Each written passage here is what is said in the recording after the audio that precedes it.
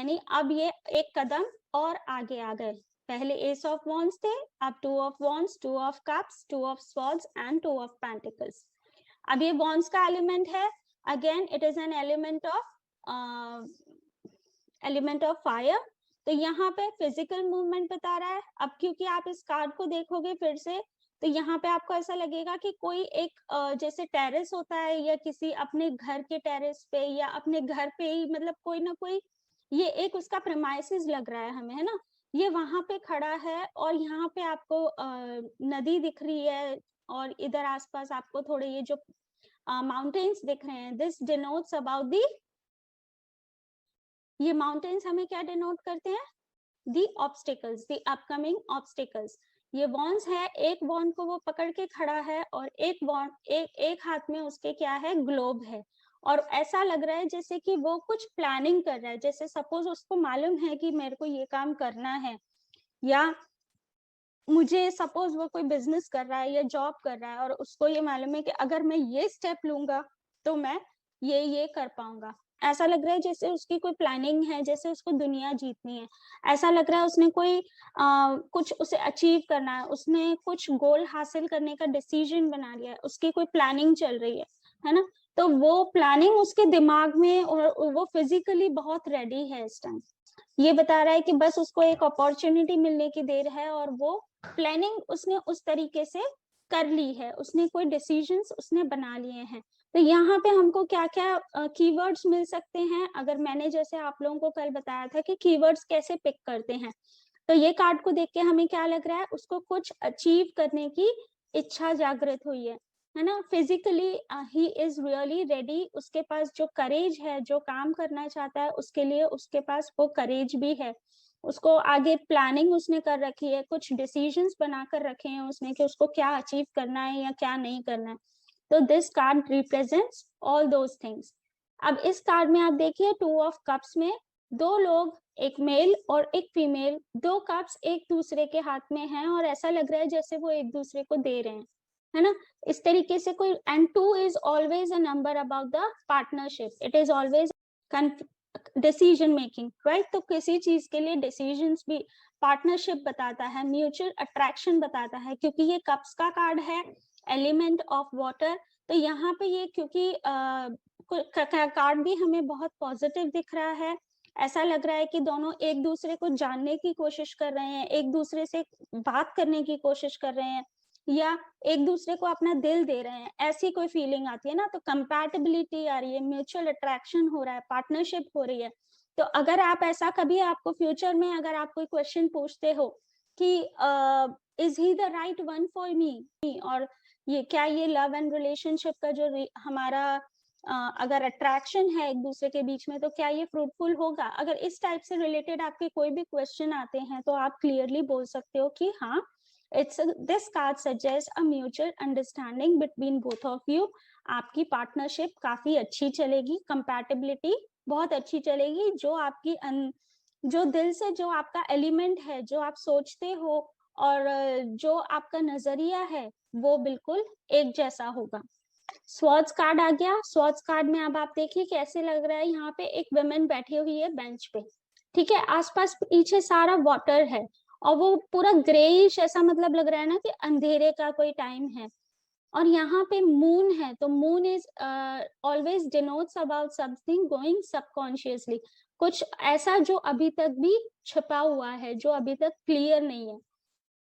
अब इसके आंखों में पट्टी बंधी हुई है, स्वॉर्ड्स उसने ऐसे क्रॉस करके, अपने हार्ट को क्रॉस करते हुए इस तरीके से स्वॉर्ड्स बिल्कुल अपोजिट डायरेक्शन में पकड़ी हुई है। तो इस कार्ड से हमें क्या फीलिंग आती है, इस कार्ड से हमें ऐसा लगता है जैसे कि उसको किसी बात का अंदर से डर है, जैसे कि अंदर उसको कोई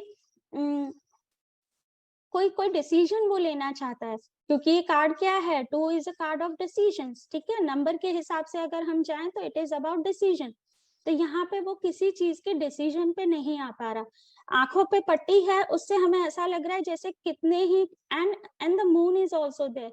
तो ऐसी कुछ फियर्स हैं उसके मन में, कुछ इस तरह के डर हैं कि वो उन डर की वजह से वो कोई डिसीजन पे नहीं आ पा रहा है। कभी कभी ये स्टेलमेट की पोजीशन पे भी आ जाती है, जैसे कि सपोज एक बंदा कुछ कह रहा है, दूसरा बंदा कुछ कह रहा है, and he is just trying to convince both of them, पर लेकिन उसकी बात का कोई महत्व नहीं है, कोई उसको सुन नहीं रहा, कोई उसकी बात मान नहीं रहा, और वो एक बीच में स्टेलमेट बन के रह गया। ठीक है, ये भी हमें एक फीलिंग आती है कि मैं इस वाली पार्टी को कैसे समझाऊं, मैं इस वाली पार्टी को कैसे समझाऊं, ना तो ये सुन रही है ना तो वो सुन रही है। तो it is also about the confusion. बहुत सारे इसमें, आपको जितना आप अपना नजरिया देखोगे, जितना आप सोचोगे, आपको उसके उतने उतने मीनिंग्स निकलते चले आएंगे। अगर मैं एक और मीनिंग, अगर आप सोचा भी नहीं होगा, मैं एक मीनिंग और आपको बताती हूँ इस कार्ड का। जिस तरीके से ये देखिए, कार्ड को इसने यहाँ पे हाथ इसके क्रॉस हैं, अब यहाँ पे क्या होता है, दिल होता है। ठीक है, तो ऐसा लग रहा है कि जैसे कि वो दिल की बात नहीं सुन रहा, उसके दिल में जो है वो बात वो नहीं सुन रहा। उसको जो मालूम है, कहीं ना कहीं सबकॉन्शियसली उसको मालूम है कि उसे क्या डिसीजन लेना है, लेकिन क्योंकि उसके डर हैं आसपास, उसको बहुत सारे डर हैं कि अगर मैंने ये डिसीजन लिया तो मैं सब कुछ खो ना दूं, मैं बर्बाद ना हो जाऊं, कहीं वो मुझसे दूर तो नहीं हो जाएगी या दूर तो नहीं हो जाएगा। ये सारे क्वेश्चंस, ये सारे डर की वजह से उसने आंखों में पट्टी बांध ली है और वो डिसीजन नहीं ले पा रहा है। तो ये क्या लग रहा है, ना तो उसका दिमाग काम कर रहा है ना उसका दिल काम कर रहा है। तो क्या हो रहा है, blind to the truth and flexibility, क्योंकि उसके अंदर वो फ्लेक्सिबिलिटी नहीं आ रही है। तो हमेशा, एक बार मेरे पास ये क्लाइंट आए थे जिनके टाइम पे ये कार्ड आ गया था, तो आई ओनली टोल्ड देम कि दैट मीन कोई भी डिसीजन आपसे ऊपर नहीं है ना, कोई भी डिसीजन आपके ऊपर हावी नहीं हो सकता। बस all you need to do is have that courage, उतना करेज आपके पास होना चाहिए।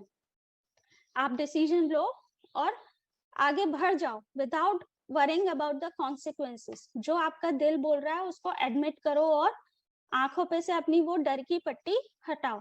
तो this card says about that कि आपके दिमाग में काफी कुछ अभी उथल पुथल चल रही है। यहाँ पे पेंटिकल्स कार्ड में आप देखिए क्या है, ये इन्फिनिटी का साइन बन रहा है, और जिस तरीके से ये जो पर्सन है ये खड़ा हुआ है, वो ऐसा लग रहा है जैसे जगलिंग नहीं करते हैं कि मतलब इसको भी संभाल रहे हैं, इसको भी संभाल रहे हैं। तो it is as if like he is a balance, trying to make a balance between the two things. अब बैलेंस किस चीज के, अगर हम मटेरियल एक्सपेक्ट से जाएं, क्योंकि it is a coin card and coin card is about the material aspects, तो ऐसा फील हो रहा है कि ये अपनी मनी को, जैसे कि इनकम इनकम तो हो रही है पर उसके साथ एक्सपेंसेस भी बहुत हो रहे हैं, दोनों को मेंटेन करना भारी पड़ रहा है, कैसे हैंडल करूं दोनों चीजों को। पर एक तरफ ये भी आता है फीलिंग कि नहीं, ये दोनों को बहुत इफेक्टिवली और बहुत इजीली बैलेंस कर रहा है, ये बहुत मल्टीटास्किंग है, बहुत इजीली बैलेंस कर रहा है। तो ये उस टाइम जब आप कार्ड निकालते हो, जब आप किसी क्लाइंट की रीडिंग करते हो, तो आपका हिट कौन सा होता है। I also told you previously कि हिट का मतलब होता है कि कार्ड को देखते ही तुरंत आपके बात दिमाग में या आपके मन में क्या बात हिट करती है। अगर आपके मन में ये बात हिट करती है कि वो बैलेंस नहीं बना पा रहा, वो प्रॉब्लम फेस कर रहा है, तो वो बात सच है। अगर आपके मन में उस टाइम ये आ रहा है कि वो बहुत इजीली मैनेज कर रहा है, उसको बहुत इजीली उसको हैंडल करना आ रहा है, तो वो बात सच है। पीछे आप कार्ड्स में यहाँ देखिए, बैकग्राउंड में भी वेवी है ना, कितना वेवी है यहाँ पे। और ये जो शिप है जिस तरीके से इस पे बैलेंस कर पा रही है, तो हमें ये लग रहा है कि हाँ ठीक है, चाहे कितने भी ऑब्स्टिकल्स क्यों नहीं आए, चाहे कितनी भी परेशानियां क्यों नहीं आए, आप उसको अगर ठीक से बैलेंस करोगे तो आप समुद्र पार कर जाओगे। ठीक है, तो this is all about the tools.